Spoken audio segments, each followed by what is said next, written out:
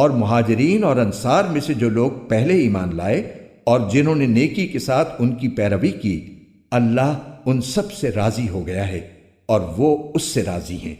اور اللہ نے ان کے لیے ایسے باغات تیار کر رکھے ہیں جن کے نیچے نہریں بہتی ہیں، جن میں وہ ہمیشہ ہمیشہ رہیں گے۔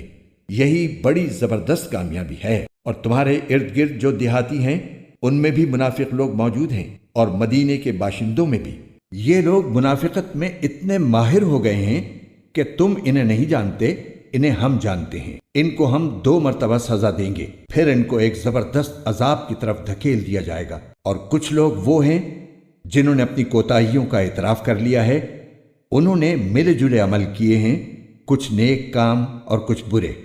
امید ہے کہ اللہ ان کی توبہ قبول کر لے گا، یقیناً اللہ بہت بخشنے والا بڑا مہربان ہے۔ اے پیغمبر، ان لوگوں کے اموال میں سے صدقہ وصول کر لو جس کے ذریعے تم انہیں پاک کر دو گے اور ان کے لیے باعث برکت بنو گے، اور ان کے لیے دعا کرو، یقیناً تمہاری دعا ان کے لیے سراپا تسکین ہے، اور اللہ ہر بات سنتا ہے اور سب کچھ جانتا ہے۔ کیا ان کو یہ معلوم نہیں کہ اللہ ہی ہے جو اپنے بندوں کی توبہ بھی قبول کرتا ہے اور صدقات بھی قبول کرتا ہے، اور یہ کہ اللہ بہت معاف کرنے والا بڑا مہربان ہے۔ اور ان سے کہو کہ تم عمل کرتے رہو، اب اللہ بھی تمہارا طرز عمل دیکھے گا اور اس کا رسول بھی اور مومن لوگ بھی۔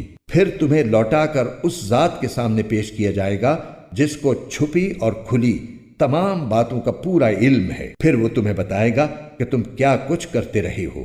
اور کچھ اور لوگ ہیں جن کا فیصلہ اللہ کا حکم آنے تک ملتوی کر دیا گیا ہے، یا اللہ ان کو سزا دے گا یا معاف کر دے گا، اور اللہ کامل علم والا بھی ہے، کامل حکمت والا بھی۔